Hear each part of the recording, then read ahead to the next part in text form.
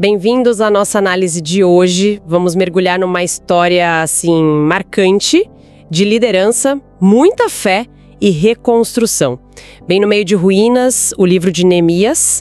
Temos fontes aqui que nos levam, sabe, desde aquele momento tenso em que Neemias recebe notícias péssimas sobre Jerusalém, até as reformas bem complexas na cidade já restaurada. Exatamente. E o contexto, é bom lembrar, é o pós-exílio babilônico.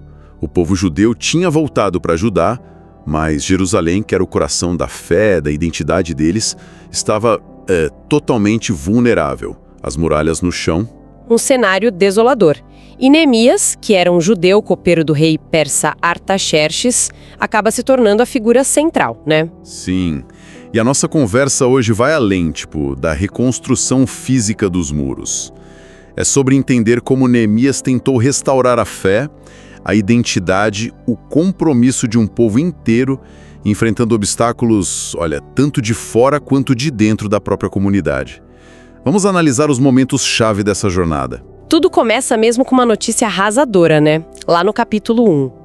Neemias está lá na Pérsia, servindo o rei, e recebe a visita do irmão, o Hanani. As notícias de Judá, péssimas. Péssimas há pouco. Os judeus que voltaram estavam em grande dificuldade, desprezados e o pior, as muralhas de Jerusalém continuavam no chão, os portões queimados. Um desastre. A reação de Neemias é, visceral. Ele chora, lamenta, jejua e ora por dias. Não é uma coisa passageira. De jeito nenhum. E é fundamental entender o peso dessa notícia. As muralhas não eram só defesa física, né? Eram um símbolo de segurança, de identidade, até da presença de Deus. Sem elas, Jerusalém era, um símbolo de vergonha. E a oração dele é impressionante. Muito. Neemias louva a Deus, mas logo confessa os pecados do povo. E os dele também, importante notar. Ele lembra a Deus das promessas de restauração e, de forma muito prática, pede favor ao rei. E que favor, hein? A posição de copeiro era de confiança, mas pedir para ir reconstruir uma cidade era um risco enorme. Um risco gigantesco. Meses depois, o rei nota a tristeza dele. Isso na corte persa podia ser fatal. Mas Neemias, depois de uma oração rápida ali na hora... Aquela oração silenciosa, né? Incrível. Exato. Ele explica a situação e pede permissão para ir. E a resposta do rei, surpreendente. Totalmente. Não só deixa ele ir, mas dá cartas para passagem segura, madeira da floresta real para a obra. E até uma escolta militar. É um sinal muito claro de favor, tanto divino quanto real. Esse apoio era crucial. Mas a oposição também não perdeu tempo, né? Não mesmo. Sanbalat e Tobias, que eram oficiais ali das regiões vizinhas, ficaram furiosos quando souberam que alguém tinha vindo para ajudar Israel. Assim que Neemias chega em Jerusalém, ele age com muita prudência. É verdade, ele não chega anunciando tudo. Primeiro ele vai escondido de noite. Isso. Inspeciona as muralhas secretamente por 3 dias, avalia tudo sozinho. Só depois ele reúne os líderes judeus, conta a situação, fala do apoio de Deus e do rei, e aí sim, inspira eles a agir. E a resposta deles é ótima. Vamos começar a reconstrução. Mas aí os inimigos voltam à carga. Imediatamente, Sanbalat, Tobias e agora Gesem, o árabe, começam com zombaria, acusações de rebelião. E Neemias responde com fé: o Deus do céu nos dará sucesso. Ele já define ali que a obra é de Deus. Exato. E aí no capítulo 3 começa a reconstrução para valer. E o que a gente vê é uma mobilização comunitária incrível. É demais. A muralha é dividida em seções e todo mundo participa. O sumo sacerdote Eliasibe, famílias trabalhando juntas, gente de Jericó, ourives, perfumistas, governadores de distritos. Até as filhas de Salum ajudaram. É um esforço coletivo impressionante. Essa ideia de cada grupo cuidar de uma parte perto da sua casa ou área foi genial, né? Muito eficaz. Criou um senso de propósito compartilhado, tornou o projeto gerenciável e pessoal. Claro, teve a exceção, né? Os nobres de Tecoa que se recusaram a botar a mão na massa. Sempre tem, né? Mas o progresso rápido acaba atraindo mais oposição. Com certeza. Sanbalate e Tobias ficam ainda mais agressivos. Passam daquela zombaria tipo, até uma raposa derruba esse muro. Essa frase é clássica. Pois é. Eles passam disso para planos concretos de ataque armado. A ideia era gerar confusão e parar a obra de qualquer jeito. E como Neemias reage a isso? Com aquela combinação de fé e ação prática que marca ele. Primeiro, oração. Depois, vigilância dia e noite. Mas o povo começou a desanimar, né? Cansaço, medo. Sim, e aí Neemias age rápido. Ele arma o pessoal com espadas, lanças, arcos. Posiciona as famílias nos pontos mais fracos da muralha. E aquela exortação dele é poderosa. Não tenham medo. Lembrem do Senhor, grande e terrível, e lutem por seus irmãos, filhos, esposas, lares. É de arrepiar. E a estratégia. Metade trabalhando, metade de guarda, armada. Os construtores com uma mão na ferramenta e outra na arma, ou a espada na cintura. E o sistema de alarme com a trombeta. Exato. Para reunir todo mundo rápido se tivesse ataque. A dedicação era total. Ninguém nem tirava roupa para dormir, sempre com a arma do lado. Era um canteiro de obras militarizado. Impressionante essa organização contra a ameaça externa. Mas aí surge uma crise interna, talvez até pior, no capítulo 5. Pois é. No meio dessa tensão toda, o povo comum começa a reclamar. E não era contra os inimigos, era contra os próprios irmãos judeus, os mais ricos. A situação era desesperadora. Tinham que hipotecar terras, vinhas, casas, para conseguir comida e pagar os impostos pesados do rei persa. E o pior, alguns estavam tendo que vender os próprios filhos como escravos para os seus compatriotas. Era o fundo do poço. O lamento deles no texto é de cortar o coração.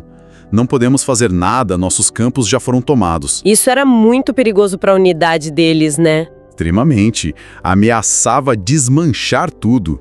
E violava diretamente a lei de Moisés sobre tratar os irmãos com justiça, sobre perdão de dívidas.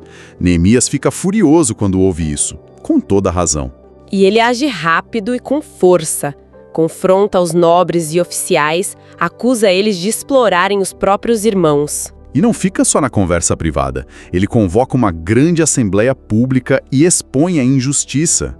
Lembra que eles resgatavam os judeus da escravidão lá fora e agora estavam fazendo o mesmo dentro de casa? Ele apela para o temor de Deus, para a vergonha diante dos inimigos. E o mais importante, ele lidera pelo exemplo.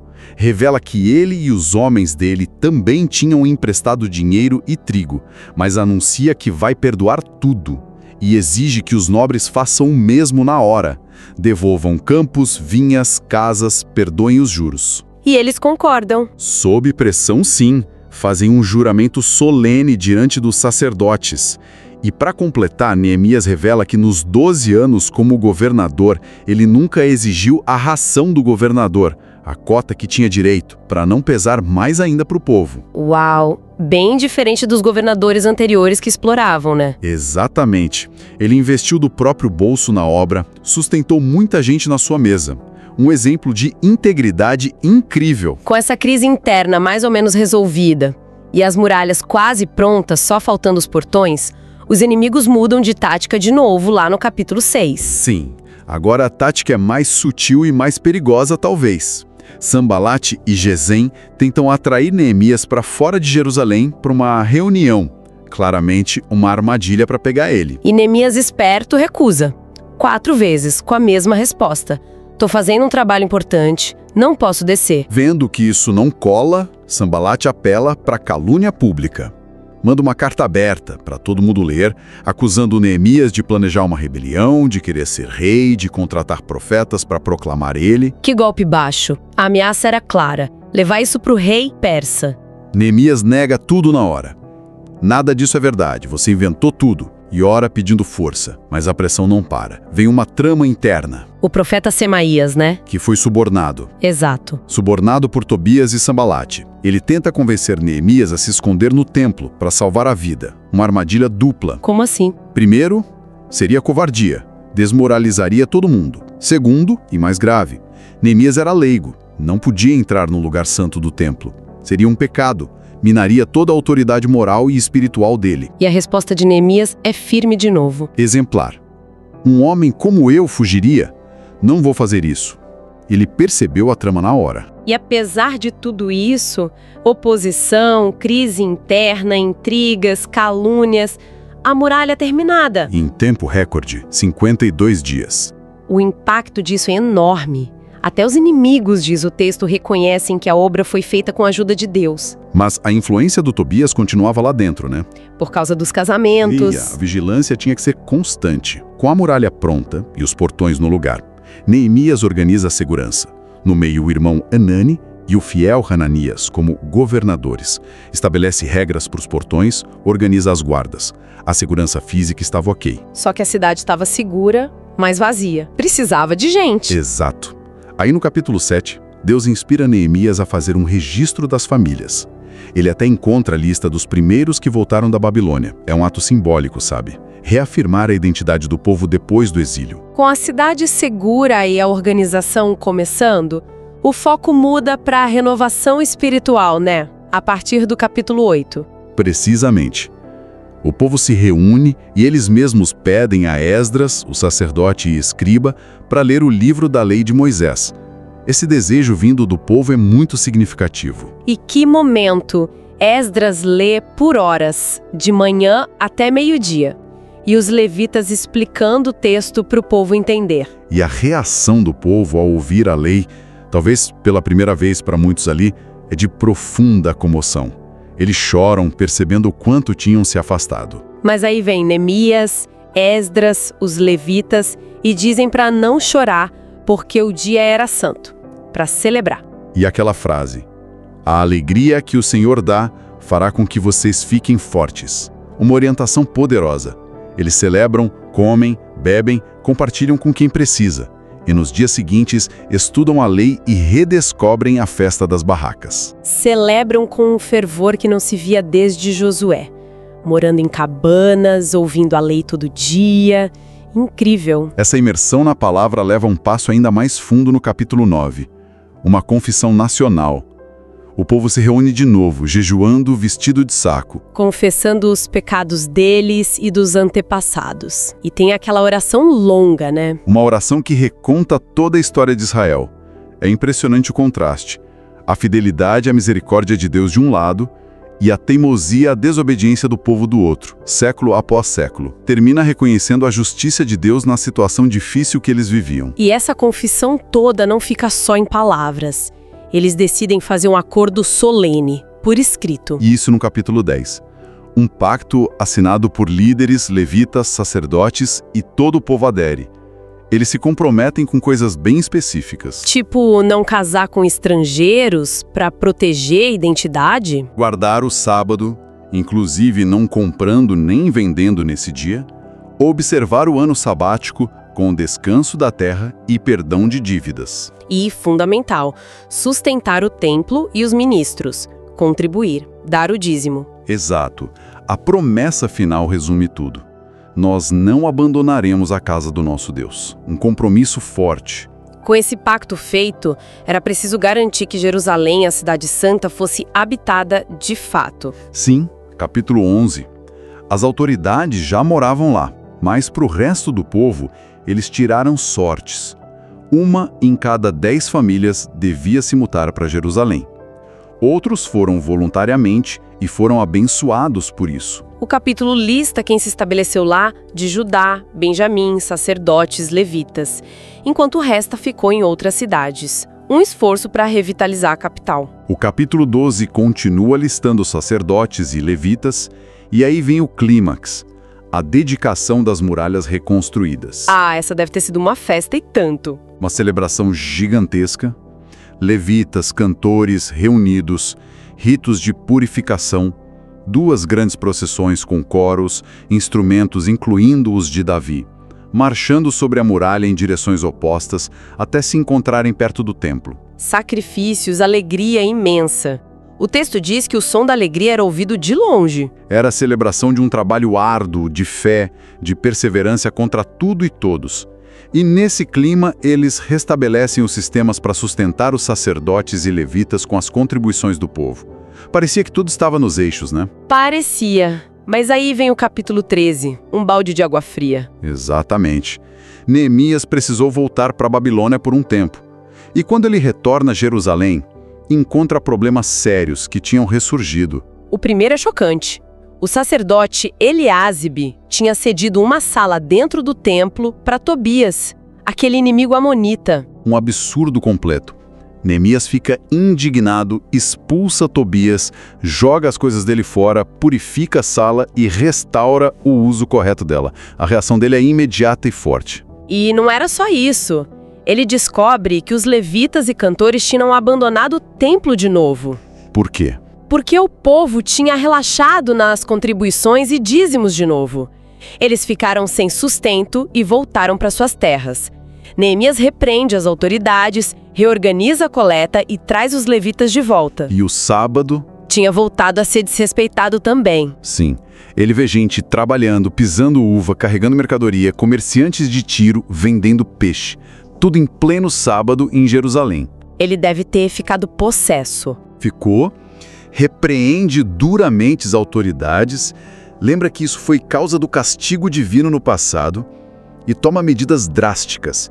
Manda fechar os portões no sábado, põe guardas dele, ameaça usar força contra os comerciantes que ficavam esperando do lado de fora. Tolerância zero. E por fim, aquele problema antigo dos casamentos mistos. Que voltou com força.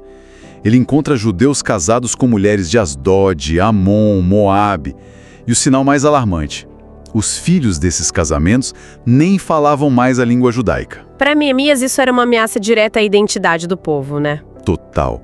A reação dele é extrema.